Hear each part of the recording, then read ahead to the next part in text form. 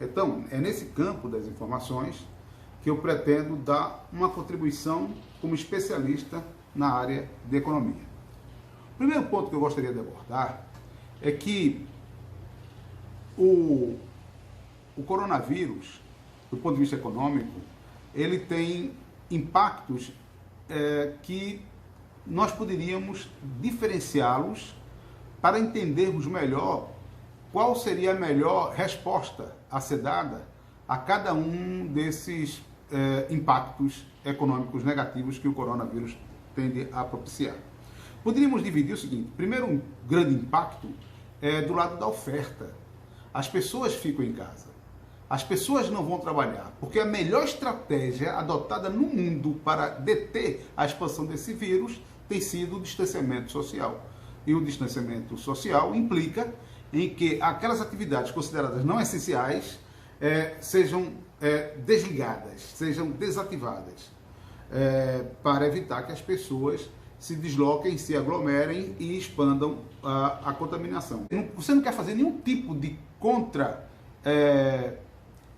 contra-movimento de modo a colocar as pessoas novamente trabalhando, novamente circulando, porque isso agora é extremamente ineficiente, seria dar um tiro no pé. A outra fase, sim, essa outra fase é uma fase em que, por não estar trabalhando, por não estar gerando recursos, as famílias e as firmas vão reduzir os seus gastos, gastos de consumo e gastos de investimento. Na hora que isso acontecer, que é um movimento que não necessariamente tem que acontecer muito depois, pode acontecer paralelamente com essa primeira fase de contração por conta do afastamento das pessoas. Então, a redução dos gastos de consumo e de investimento necessariamente vai redundar num processo de contração econômica que já se verifica no mundo. Daqui a pouco eu vou falar de alguns casos mais específicos, onde isso fica muito claro. Isso fica muito claro, tá certo? Então, na segunda fase, há de fato uma contração de gastos e aí também há uma terapia ou uma resposta econômica que deve ser dada, diferentemente da primeira fase. Nesta fase, os governos precisam transferir recursos para as famílias para que elas consumam, principalmente, evidentemente, para aquelas famílias menos favorecidas, que vai perder emprego, que não vai poder trabalhar, autônomos principalmente, e aí você precisa fazer com que a sociedade, que consegue bancar outras necessidades menos urgentes, consiga transferir para essas pessoas, transferir diretamente para essas pessoas recursos para que elas continuem consumindo, principalmente alimentos e outros bens essenciais.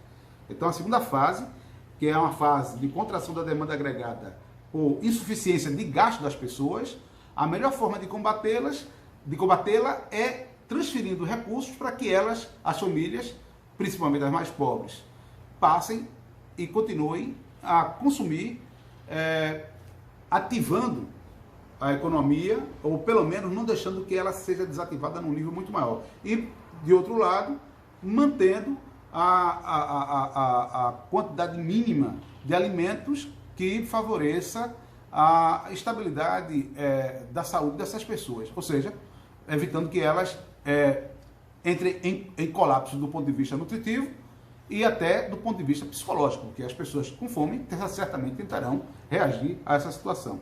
A terceira fase é uma fase que é uma retroalimentação, que em economia a gente costuma falar do efeito keynesiano.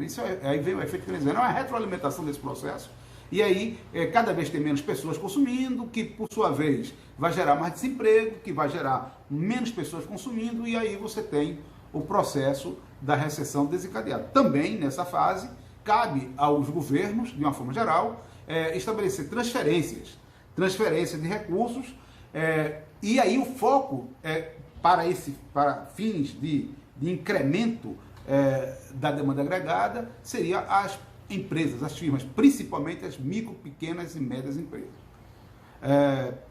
Infelizmente, há uma tendência para que as grandes empresas absorvam uma quantidade de recursos e, particularmente, os oligopólios que, como os bancos, recebam uma quantidade de recursos que realmente não teria nenhum sentido. Mas o oportunismo econômico existe e esses grupos costumam tirar muito proveito de situações adversas em benefício próprio, o que, além de um erro, é um crime. Então, a primeira conclusão do que nós estamos falando é que há uma falsa dicotomia entre salvar a economia e salvar as pessoas. Esse é um falso discurso, é um falso debate, é questão de quem não consegue pensar mais profundamente na questão que está se colocando para o Brasil e para a humanidade. Salvar as pessoas é salvar a economia. Não há uma excludência, há uma complementariedade, porque não há economia com mortes e mortes e mortes.